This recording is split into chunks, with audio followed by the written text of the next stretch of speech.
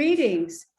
I'm Frances Gaines, welcoming you to this afternoon's program. I have some quick housekeeping items for you first.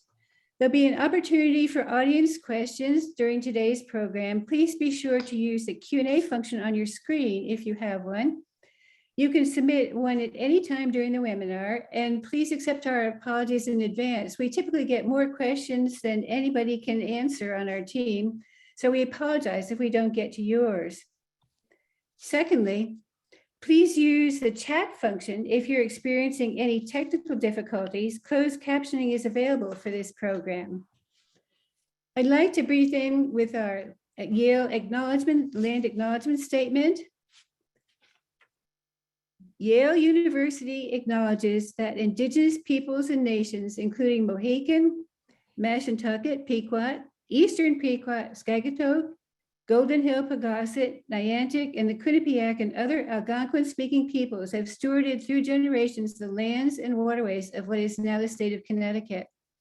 We honor and respect the enduring relationship that exists between these peoples and nations and this land.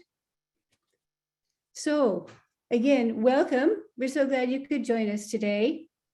We'll be focusing today on environmental justice and our concerns for public health. We are honored to present ProPublica reporter Ava Kofman, sharing her work on what's in the air, the perils of environmental reporting. We also quickly realized we had a unique opportunity for this program. Ava is a Yale graduate, class of 2014. She was a student of Joanna Radin, Yale's Associate Professor of History and Medicine. Joanna will introduce Ava and be our conversation partner today. We couldn't have picked a better match. Joanna's work focuses on the history of biomedical futures, from the fantasies of freezing life, to the species resurrection. She's the author of Life on Ice, A History of Using Cold Blood.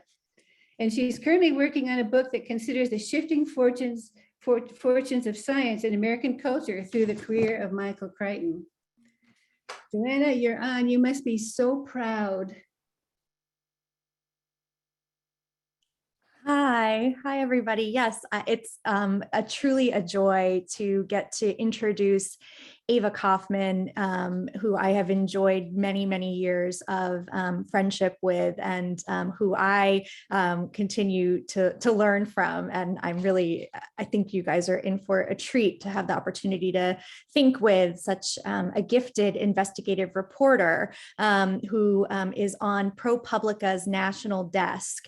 She joined the newsroom in January of 2019 after working as a contributing reporter at The Intercept, where she covered algorithms, artificial intelligence, and surveillance technology. I remember nearly a decade ago, her asking me, what's going on with face recognition technology? This seems big. And she's been right. Her work has appeared in the New York Times Magazine, Harper's Magazine, The Atlantic, The Guardian, and The New Republic, among other publications. And she worked on the editorial staff of Harper's and as the editor of the journal The New Inquiry. So it's my great pleasure to welcome Ava Kaufman back to Yale. Thanks so much for having me. I'm going to share my screen and chat with you all, and then Joanna and I take some of your questions and chat with each other. So let me see if this works.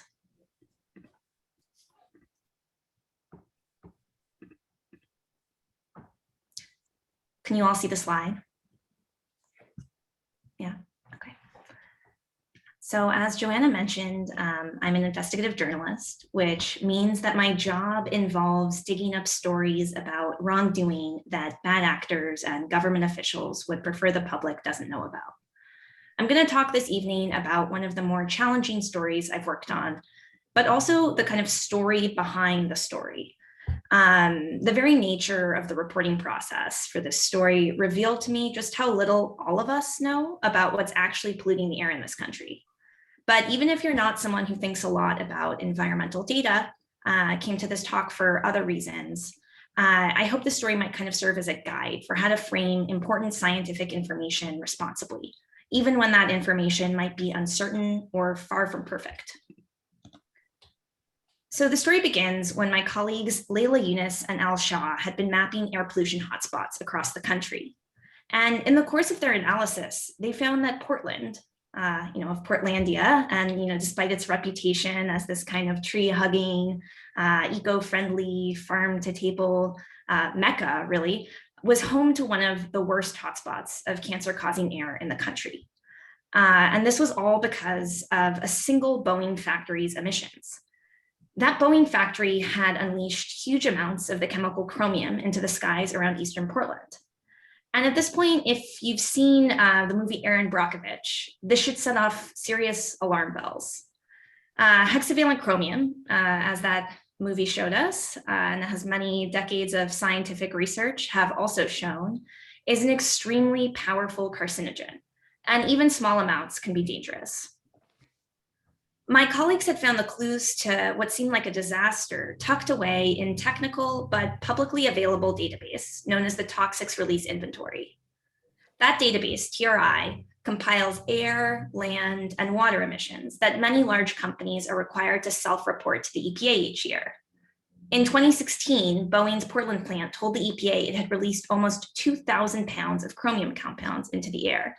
And I don't know if you can see my mouse, but the highlighted kind of boxes there will kind of show you this gigantic leap in numbers. The year before, you'll see it just emitted 164 pounds by contrast. And then that amount soars the next year to over 5,000 pounds, where it hovers for the next 2 years. As one expert told me when I was kind of looking over this data, you should not be hearing the words thousands of pounds and hexavalent chromium in the same sentence. He said, it's like putting out plutonium. So when Al and Layla modeled this data, they noticed that the cancer risk was elevated for large parts of the city, perhaps unsurprisingly, given what we've just said about hexavalent chromium, including a handful of elementary schools that lay directly downwind of the factory's fumes. And here you can see this is their initial kind of mapping of what appeared to be happening. You can see the Boeing Portland plant on the eastern side of Portland in the kind of suburb of Gresham, and what appears to be this kind of huge mass, which we kind of shaded in to show the cancer risk in the area. And that most of that risk you can see in this kind of like sidebar, at least on my left, is driven by these emissions of chromium compounds. So all of us in the newsroom agreed when we saw this image that this was a huge story. It was pretty surprising to us. We didn't know that Portland was this kind of huge hotspot. It wasn't a kind of place we had associated with massive industrial emissions. And it was made even more urgent by the fact that no one seemed to have heard about it. When I searched Google and various databases, I saw that there was no paper trail of enforcement actions. There were no activist groups talking about the problem. And there was no seemingly public outcry. So when my editor called me and asked me a year ago if I'd be interested in looking into this problem, I said, yes, definitely. At the time, I obviously had little reason to suspect that anything might be amiss or suspicious with the situation, since, as you'll remember, this was all self-reported data that the facilities had generated and submitted to the EPA. So these were not numbers that we were coming up with or that the government was coming up with. This is what the company said, hey, this is what we're doing. So if anything, we kind of figured that corporations would be more likely to underreport their releases to the federal government, making themselves look good, rather than wildly overstate them and make it seem like they'd unleashed, what appeared to be here on this map, an environmental catastrophe. But almost as soon as I started reporting, I hit a wall. Not one of the 39 people I interviewed at the start of this story, including workers at this Boeing Portland factory, had heard anything about the dangerous spike in chromium emissions. But even more troubling, is that there wasn't any kind of other circumstantial evidence to corroborate Boeing's numbers, or that the effects from these numbers, the health effects, the kind of downstream problems you'd expect to see, were happening. So what I mean by this is that I requested thousands of pages of public records. These documents included, just to give you a sense of the kind of scope of where we were looking for things, air permits, regional pollution studies, EPA files, city blueprints for the factory's recent expansion, employee safety complaints, even public school district emails. But there wasn't a single trace of the kinds of health problems you'd expect to see from years of these emissions entering the workplace and the neighborhood. Instead, I was uncovering facts that appeared to directly contradict my story's original premise. I'd even found in an internal company newsletter that Boeing had been researching how to reduce the amount of hexavalent chromium it was releasing from its production processes. They were saying in these newsletters, we really want to get rid of this chemical. We know how bad of a health effect is. We know, that it causes cancer. Like, is there anything else that we can be using here? Which would be pretty surprising for a company to kind of have that in its public documents and then kind of ramp it up. It certainly made it an even more interesting story if that was the case. The most striking, though, of all of these discrepancies I found as I was looking through these paperwork was a document. And this document was from the state rather than the federal government. And it showed that in 2016, Boeing had told the state regulators that it had released just 0.5 pound of hexavalent chromium. The following year, the records from the federal government show Boeing releasing over 1,000 pounds of the same chemical. So I'll show you this in the next slide.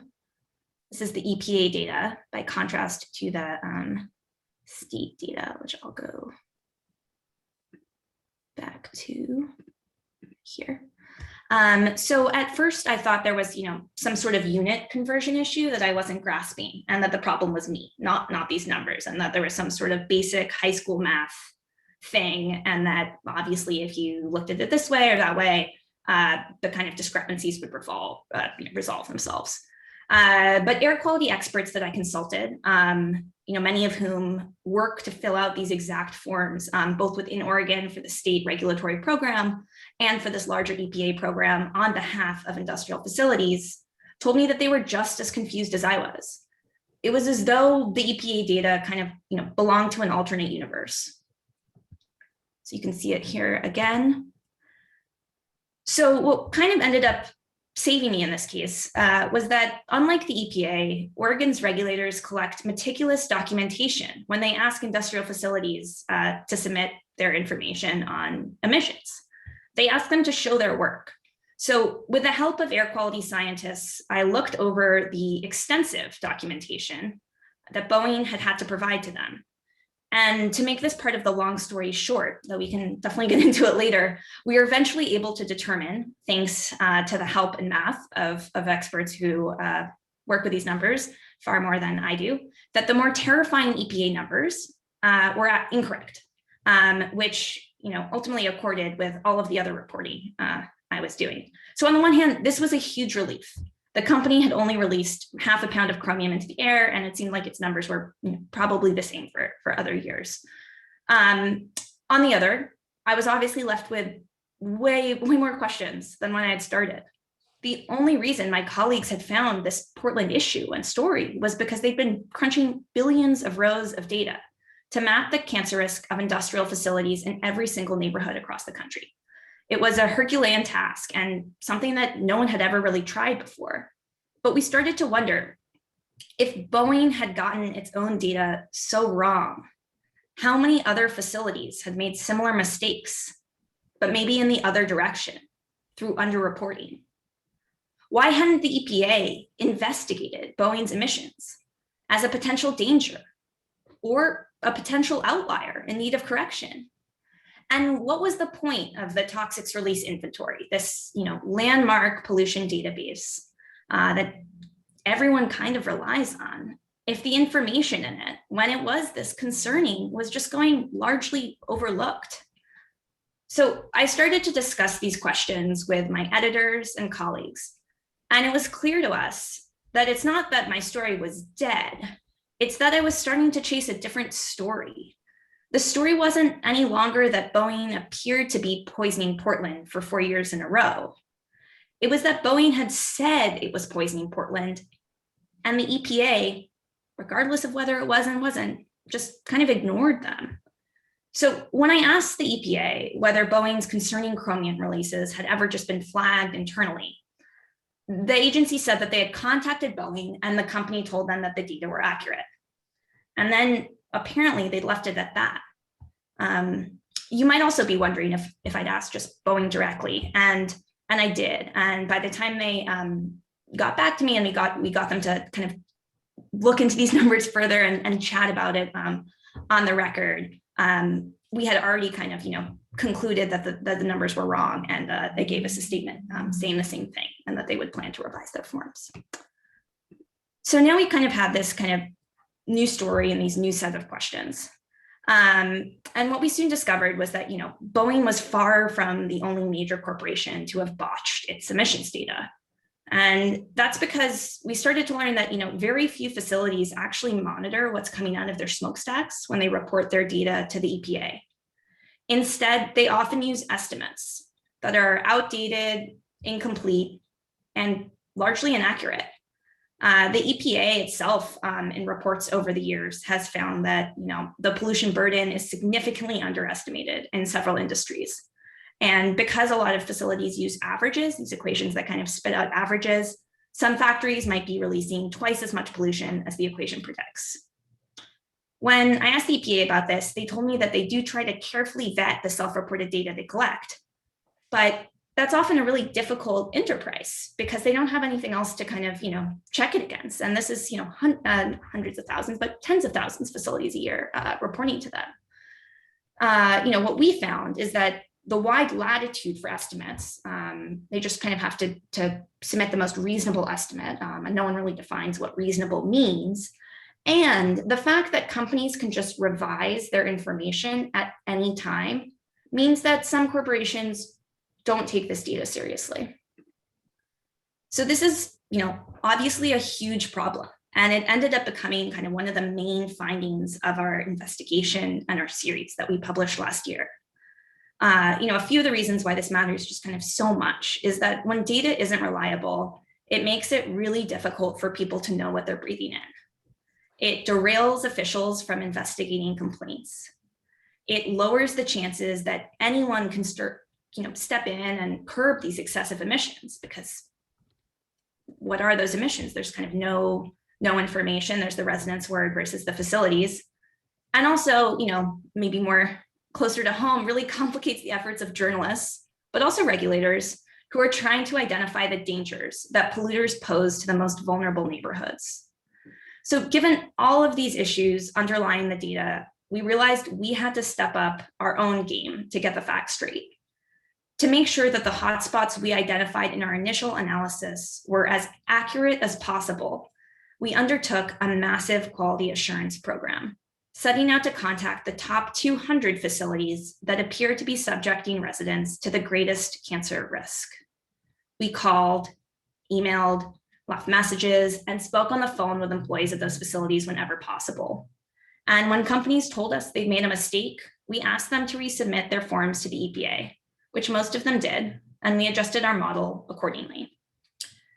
You'll see here that in the end, some of the hotspots in our preliminary analysis shrank, while others like Boeing, which is what I'm showing here, that's the original image I showed you, and this is the final image on the right, the one that ended up in the searchable map that we released.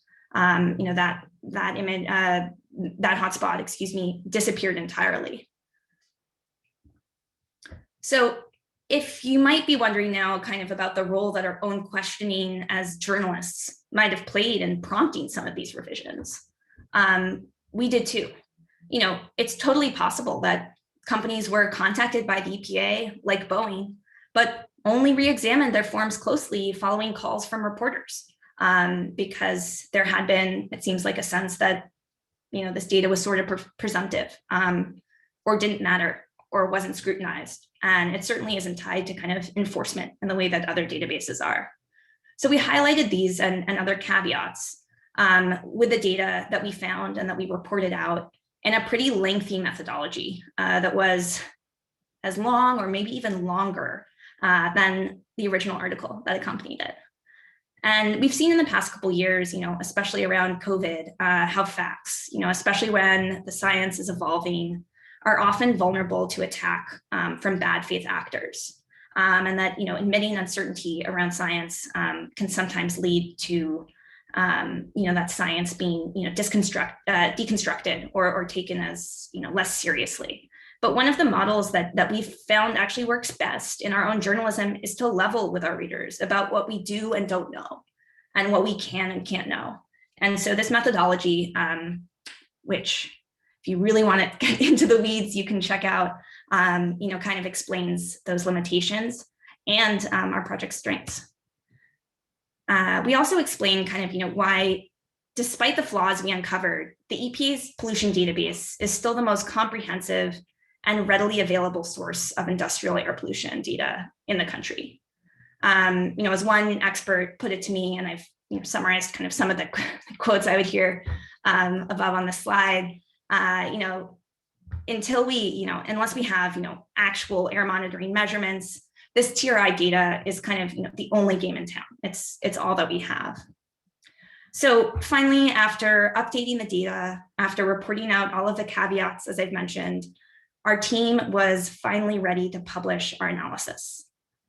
In November, we released a tool that identified more than 1,000 hotspots of cancer-causing air. You've probably heard about some of them already, like Cancer Alley, which is on my left, maybe your right here. It's an 85-mile stretch of the Mississippi River in Louisiana that's chock full of chemical plants and oil refineries. And in between all of those chemical plants and oil refineries are people's homes, breathing in all of the air.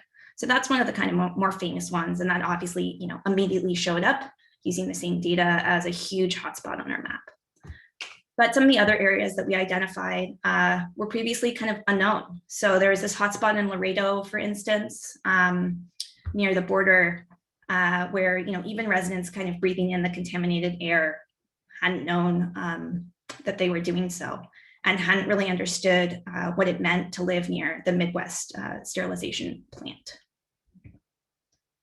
Our analysis ultimately found, which we published alongside this map, that these facilities were elevating the additional cancer risk of 250,000 people.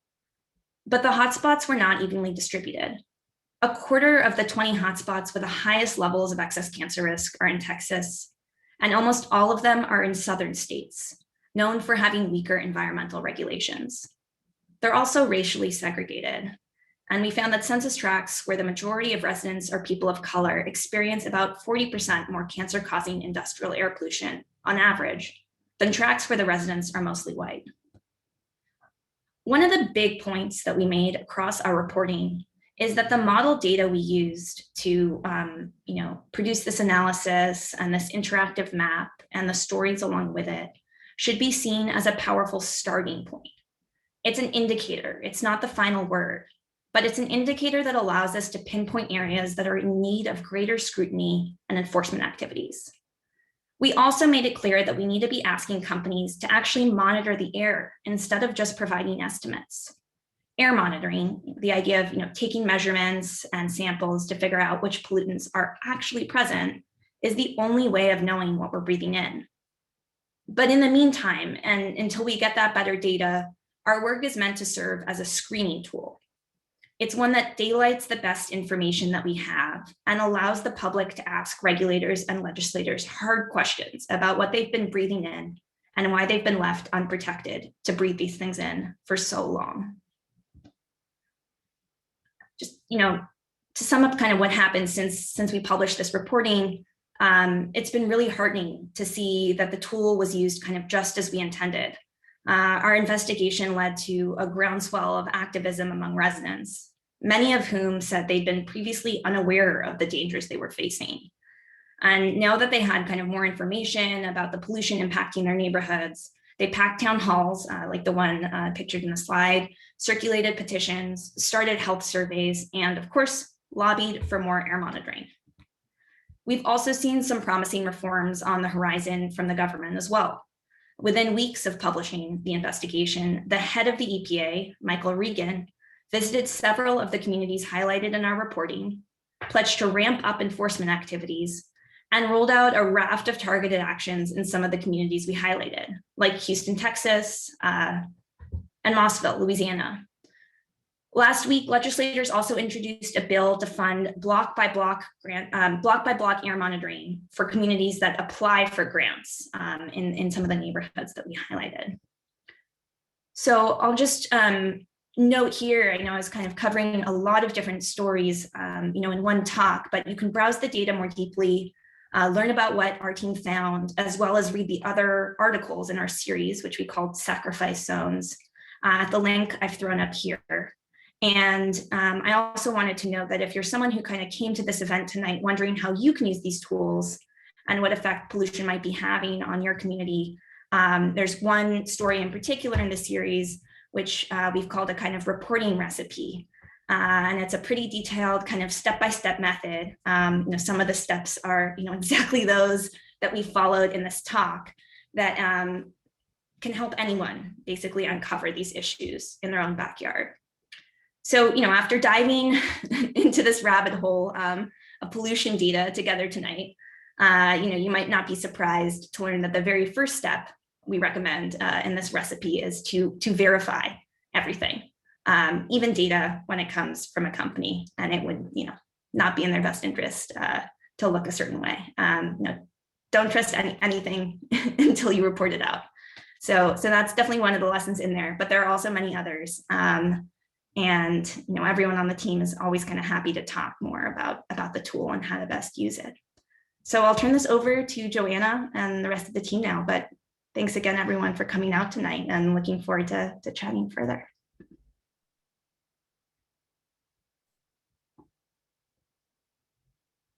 Okay, thank you so much, Ava. And if we were in person, you would hear people clapping and be able to see them nodding. We already have a few questions in the Q&A queue, but before we get there, I want to ask you to tell us, you've told us, the story that you thought you were reporting, the story, kind of behind that story. And I guess what I'd like to know is, can you talk a little bit about what the consequences of this reporting has been, as far as you're aware, what the impact this reporting has had that you know of, and any interesting responses to it? Yeah, it's been pretty amazing to see just how many people were using the tool. I mean, a lot of this data was kind of already publicly available, but not really in a form that the public could understand. And so creating this interactive tool where you could type in your address, I should have kind of shared my screen and showed that, and look to see actually what it looks like, basically in a block by block level. Your address might be a lot worse than your neighbors a little bit farther away from the same facility, and what the cancer risk is, has just sparked huge conversations, unsurprisingly, in these hotspots. So in places like Verona, Missouri, and Laredo, Texas, which I highlighted in the talk, communities are starting to kind of form like their own clean air coalitions. There been a bunch of meetings, including with local regulators and the EPA's regulators, and they're also like starting to apply for these kind of community monitoring grants. So we're starting to see air monitoring, even on a local level, kind of trickle in to these communities, so they can actually have data that they can work with and then enforce and start to kind of see whether these facilities are polluting over the limits that they appear to be. The EPA has also gotten involved kind of separately from the residents, and that's been incredible too. I mean, some of the reforms we're seeing are the kinds of things environmental advocates have said for years that they've dreamed of someone at the head of this agency saying. And so they have a new team where they're kind of sending both planes in the sky to monitor the air, and getting kind of these mobile monitoring units on the ground, and going to places like Cancer Alley. Of course, we are not the first people to kind of write about Cancer Alley, and yet nothing there has changed for decades. And so the EPA is taking actions in places like Cancer Alley, and places like Mossville, places like Houston, Texas, some of the biggest hotspots we highlighted in our analysis, and trying to work with community members there to first listen. They went on a listening tour, and now to roll out some reforms. Yeah, that's incredible. And it actually brings me to a question from Carol Hunahan, who is sort of wanting to know a little bit more, like she writes, the EPA must have been the initial source that required companies to report the emissions findings. No? If so, then what happened? Did scientists and engineers at the EPA not follow up, or did they retire and spots weren't filled by staff who would have known what they were talking about, or was the deficiency political? In your opinion, could it have been a combination of the two or other things? Like, what's your sense of how, despite the fact that EPA regulation initiates the, need to report data, how is it that EPA is unable to keep track of it? Yeah, so that's a really great question. And it's obviously, one of those things where it's a kind of a combination of a lot of things. So this database is like a landmark transparency tool. It was created in response to the Union Carbide accident, actually in Bhopal, India. And at the behest of many congressional hearings, was kind of seen as this solution that people have the right to know what's going on in their backyards, and the right to ask these kind of hard questions, and to hopefully prevent major chemical disasters and accidents from happening where they live. And so, starting in 1987, major industrial facilities started sending this information in. And over the years, the number of facilities kind of covered by this program grew. And now we have, it's over 21,000. I don't remember the exact number, but there's over 21,000 facilities that report to this database. Obviously, no one can check that data. It becomes kind of uncheckable once it gets that big, because there's nothing really to check it against. The requirements for kind of what to report are just, reasonable estimates. So some companies, I think, take this really seriously, and they're sharpening their pencils and they're trying to make the most reasonable estimates. And some companies do have monitoring data that they're using. But for a lot of people, they're using just kind of, the problem is less the EPA and more the science of guessing what's in the air that's currently considered state of art, which is, I won't get too in the weeds here, but there's these equations called emissions factors that are basically just averages. And a lot of companies rely on them from this lookup table, and it's super outdated. And so you're putting in these averages that might be twice as high, or you might be releasing twice as little pollution. And that's just kind of been left to stand. That's just been the way it is, even though there's been kind of internal reports over the years saying, this doesn't really make any sense from the EPA itself. So in terms of, this is another kind of like data related, a couple of data related questions.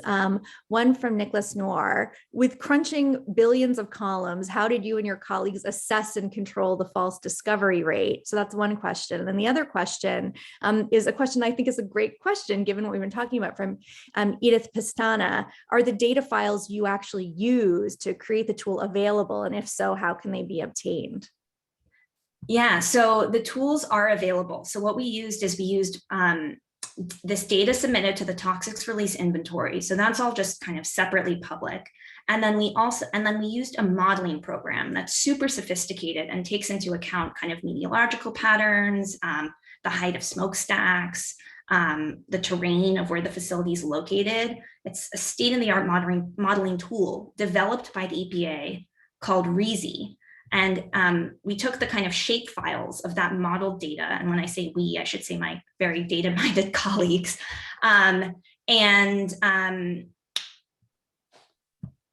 Took those in the kind of smallest amount. So we took the kind of 810 by 810 grid cell files to kind of crunch and basically add up the cancer risk from each of the chemicals that each of the facilities was releasing. So you can either use our map, but you can also, download the shapefile data yourself. And we also plan to make our underlying kind of data publicly available as well. So that's true. And then in terms of false discovery rate, I'm not sure if I understand the question there. But yeah. I think, well, I think my interpretation of that is, you're managing so much data. How do you quality check your own calculations? Oh, yeah. So we have a couple systems in place on our data team. the first thing I should say is our computer crashed because billions of files of data burn up a computer. So we ended up using a program called Google BigQuery to help us, and had to get new computers. But to make sure that our own data and our calculations are right, I mean, we basically used an equation that was developed by the EPA that just kind of helps you calculate cancer risk. And then we had someone on our data team spot check all of the work. So he spent a couple weeks after we did the analysis and checked our own analysis, then going through, and we found and adjusted things through his spot check, which is pretty routine. Okay. So yeah, there's okay, I'm just putting this out there too, that, and we can get this to people who are asking, but a link or email contact to follow up on the data and your assessment. So we're happy to blast that out. Let me see. There's a couple more questions that are accruing, and they're fascinating questions with different degrees of technicality. But one question that comes from Donna Sterling actually gives me an opportunity to get you talking about your own training and background in, venturing into this kind of reporting. So Donna Sterling says, thank you, Ava, for your enlightened presentation. We here on Maui, like many other states and states in the country, have experienced chemtrails over the islands. Will you be venturing off to investigate the chemtrails, or should we, the community leaders, seek out grants to begin our research? So, I invite you to answer that, but also to maybe say a little bit about your own relationship to thinking about not just analyzing data, but the way what do we think about when we think about data in your own career?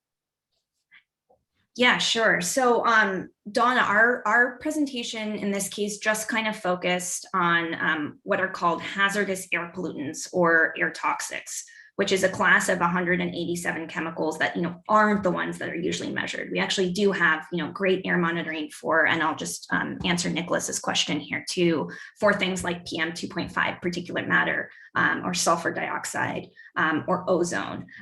There's a bunch of chemicals that have been kind of were legislated under the Clean Air Act of 1970 to be measured, to be reduced in the air. And we've obviously seen incredible progress there. And it's this whole other group of cancer-causing chemicals that have kind of been arguably, left behind. And that's what we wanted to focus on, the cancer risk from that school of chemicals in this analysis. And then to your second part of your question, Joanna, this was definitely a project where we were both kind of reporting with the data at the same time as we were reporting on the data. And it's so important with any kind of project, even if it, only involves a few numbers, or if it involves no numbers and it's just a bunch of facts, to continually ask kind of, where those facts are coming from, even as you're trying to kind of use them in a pragmatic way. And that tension between, figuring out whether something is a story and going into a story with a specific hypothesis, and at the same time being open enough and realizing your own kind of negative capability enough to be able to kind of switch gears or change the hypothesis.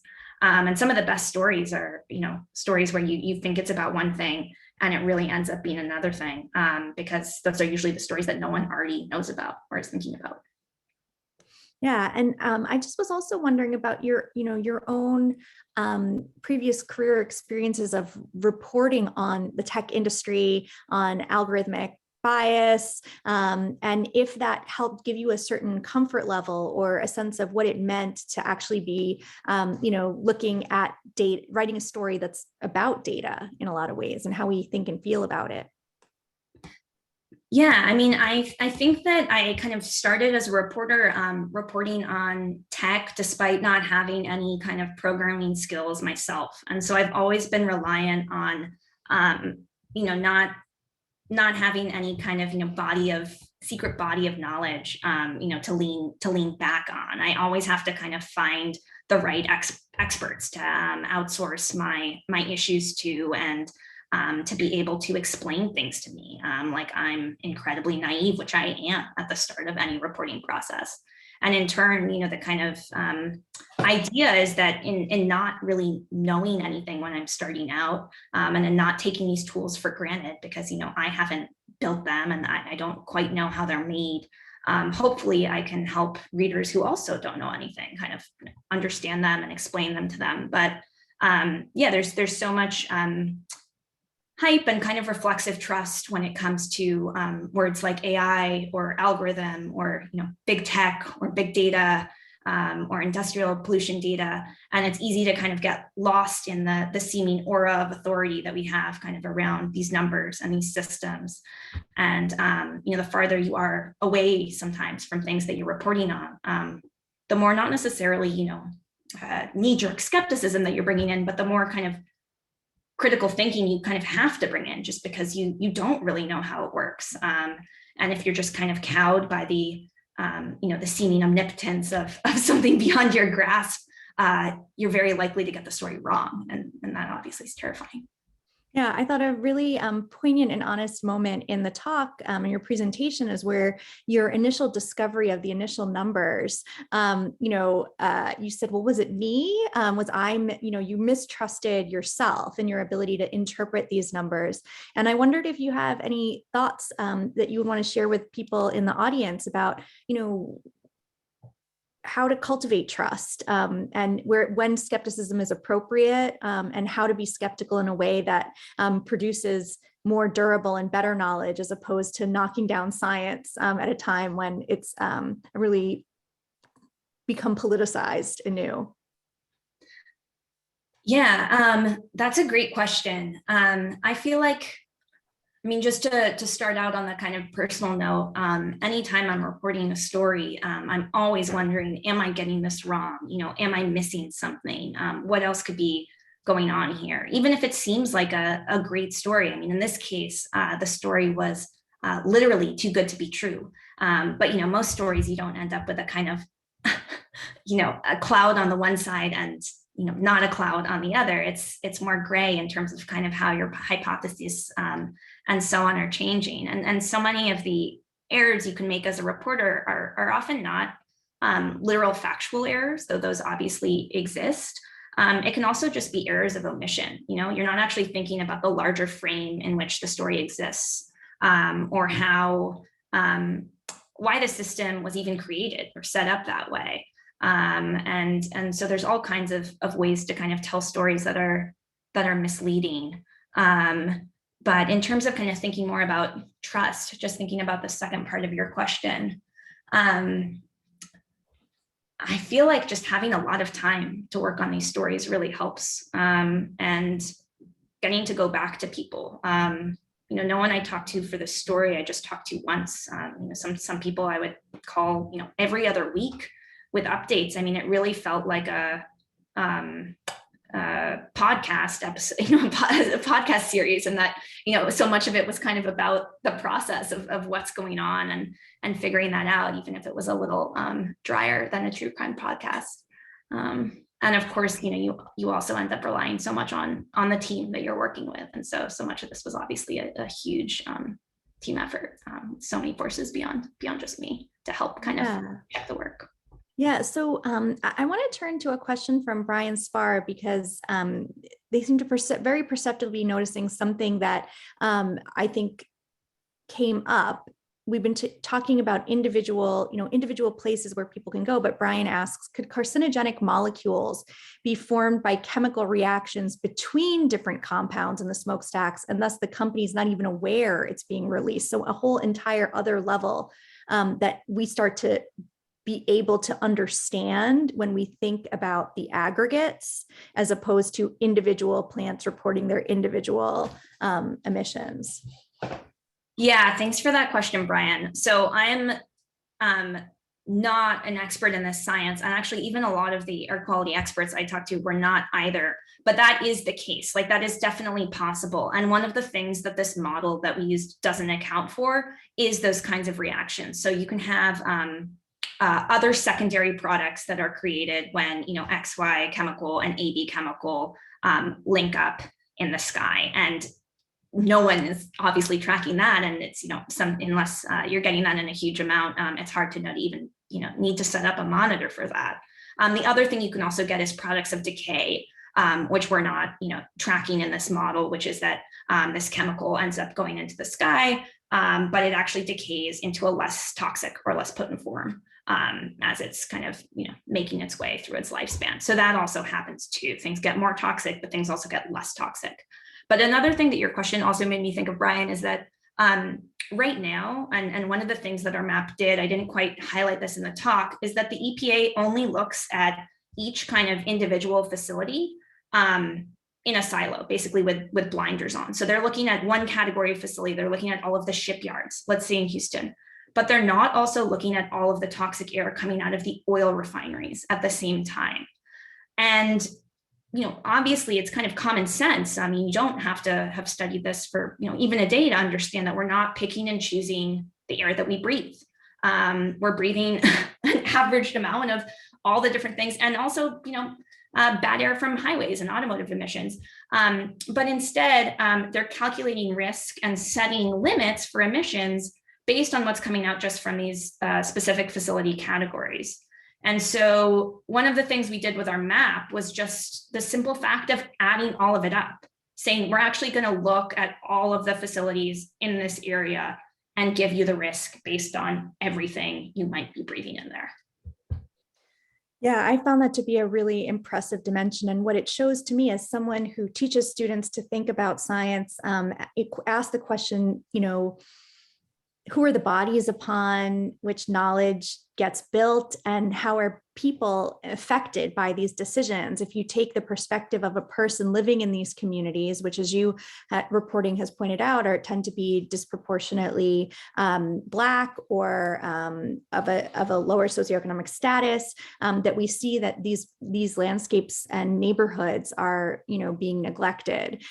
So I wonder about if you could speak about some of the implications of this work for how people engage in this kind of science, what they can learn if they think about the perspective from which they're making knowledge, like who the knowledge is for, who the monitoring is for. If you think about it as for the people, then you're obviously going to look at like how these different spaces interact. But if you're thinking about it as particular kinds of corporate compliance, you're going to get a different outcome. Yeah, that's such an interesting point. And I was really interested to see like the EPA in their local air monitoring grants, like they're asking communities to kind of craft the grant proposals based on what they think they need. I think there's also two ways of reading that, which is, why doesn't the EPA just come in and do the monitoring that they know works best? But there is this effort to actually like engage and meet people where they are in that, that could be exciting. Another thing that can sometimes be missing from this reporting when we're just thinking about it in terms of kind of the science, the environmental science angle, is that there's these cumulative risks, which I was just talking about, the idea that it's additive, that you're breathing in air from all of these different facilities. But there's this also larger societal issues at play. It's not just the facilities that are making people sick. There are other things in their community that make them especially vulnerable to being made sick by the facilities, like a lack of access to healthcare, maybe a lack of primary care physicians in this area. And so if you do have a cancer, it's not even getting diagnosed early enough. A lack of access to like healthy food and the kinds of preventative things that help stave off all kinds of illnesses, including all of these lower level illnesses like asthma and things that you see in these areas that are blighted by industry. And so cumulative, when we think about cumulative risk, we also want to be thinking about cumulative impact and the perspective of actually living in this place near this facility, which goes beyond just the role of the facility. And I'll just add one more thing, because it occurred to me, these facilities are also a main source of jobs, right? They're not necessarily the boogeyman. They're also often the kind of economic life force of some of these towns, and a really good paycheck. And so, the relationship in these places to the pollution is quite complicated and fraught. Yeah, and I really appreciate you kind of pulling out that complexity. It's another demonstration of what the perspective looks like when you think about it from the people that live in these communities. And I guess, it begs a different question, which is, how did our air get so bad? How did we get here? Are some of the factors that you've been talking about part of how we got here in terms of these kinds of hotspots and existing and festering? What kind of insights have you gained about that larger question? Yeah, I mean, so there's we kind of wrote a whole story where we reported out, not just that these hotspots exist, but kind of, why the people living in these areas had been left behind. Because when most of us think of the Clean Air Act, and certainly before I started reporting this story, when I thought of the Clean Air Act, I thought of it as just kind of unqualified success, which in many respects it is. I mean, smog is nothing like the way it was before 1970 when the Clean Air Act was passed. And for some of these major pollutants, I mean, our skies are noticeably better, which might be a depressing thought given air quality in some cities, but is really demonstrably true. But for all of this other class of pollutants, we kind of, there's been some regulation, but they've also kind of been left behind. And so part of the kind of way these hotspots have formed is that these hazardous air pollutants, these cancerous air pollutants have not been regulated in the same way. But it also has to do with other kinds of political decisions. I guess we were kind of touching on it when we were talking about what are these neighborhoods actually like in your facilities, but racist zoning laws are a huge part of this. And who has to live near an industrial facility, how all white zoning boards decide where they want to put not just chemical plants, but trash incinerators. Which are disproportionately cited in Black neighborhoods in major cities. It's often highways, right? So all of these things end up kind of creating hotspots of incredible environmental injustice. And then the last thing I would add, because of course there's so many factors, but the last really big one is just kind of a lack of regulation on the state level. So it's not an accident that most of these hotspots are in southern states. These states have much weaker environmental regulations. Some of them offer tax breaks to these companies, and they kind of end up as polluters' paradises. Which just gives me an opportunity to ask a more specific question from Daniela Giardina. Don't companies have a requirement for inline air emission monitoring, or is it only the average? I'm not sure if I totally understand the technicality of that question, but maybe that means something specifically to you, Ava? I'm not sure if I understand either.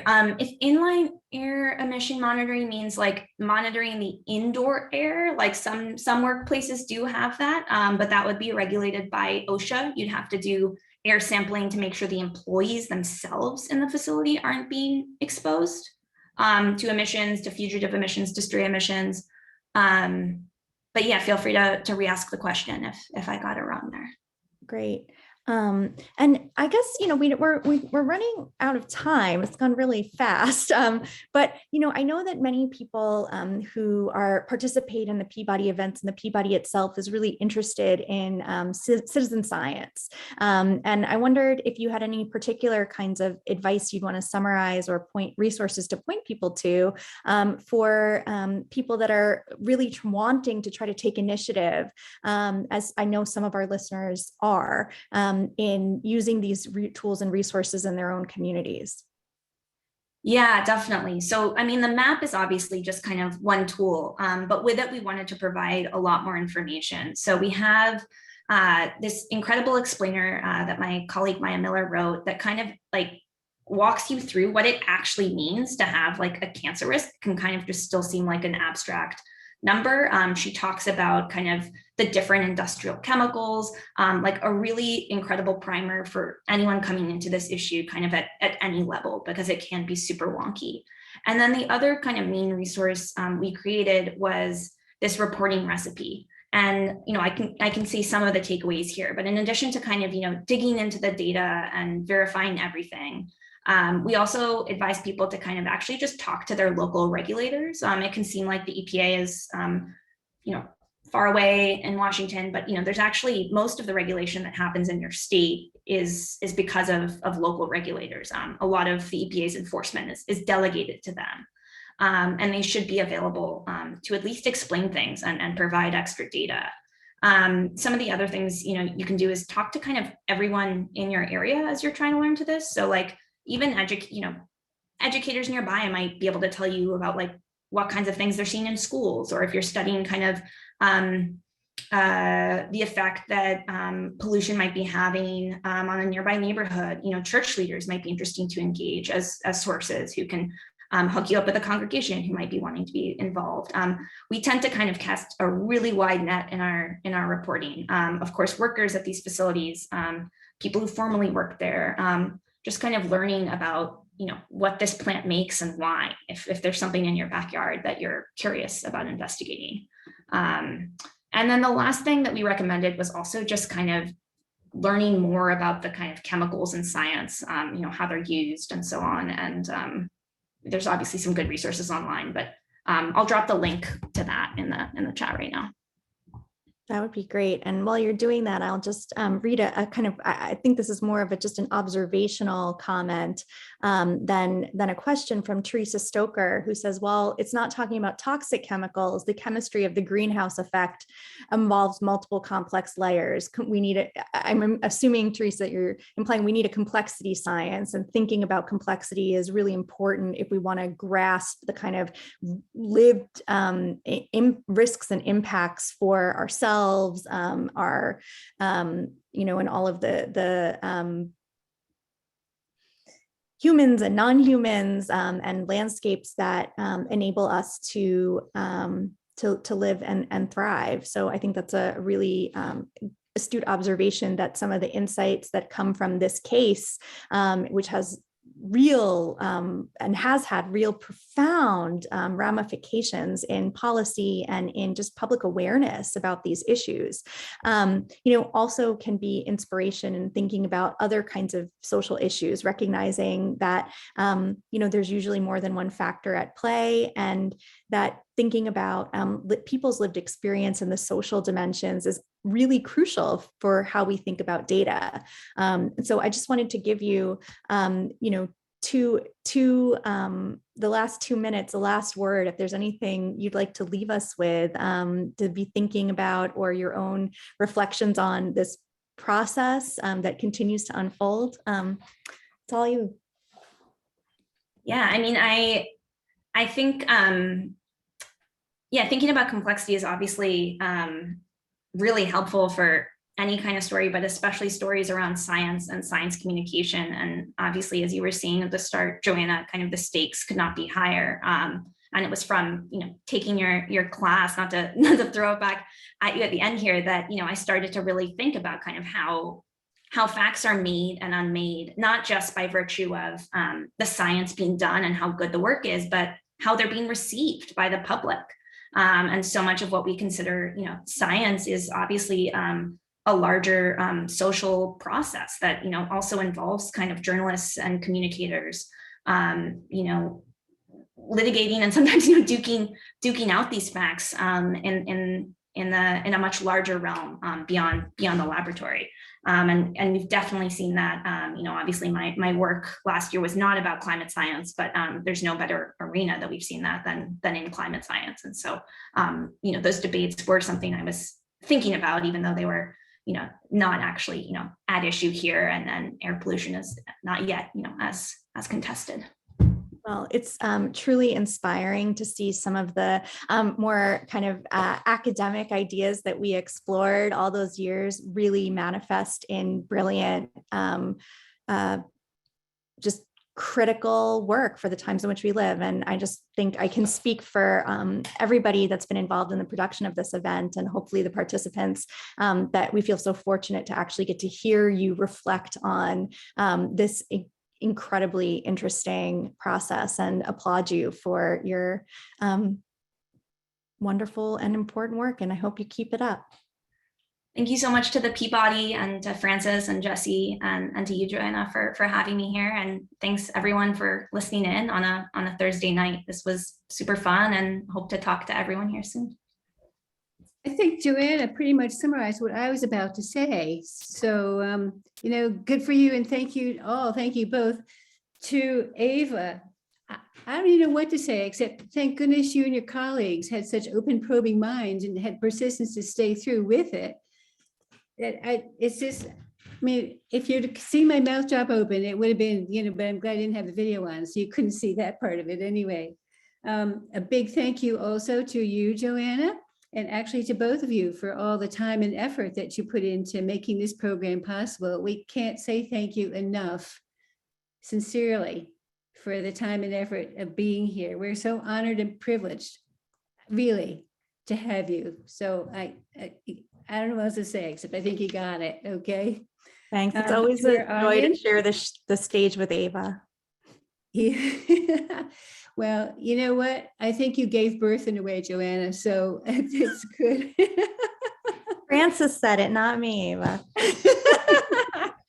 Well, surely there was a spark anyway. I'm glad you were able to cultivate it. To our audience, thank you for joining us. We look forward to seeing you again. And please follow us on social media or sign up for our mailing through the Connect bar on our webpage. We want to be sure you come again. And to all again, have a good evening. And thanks again for being all here.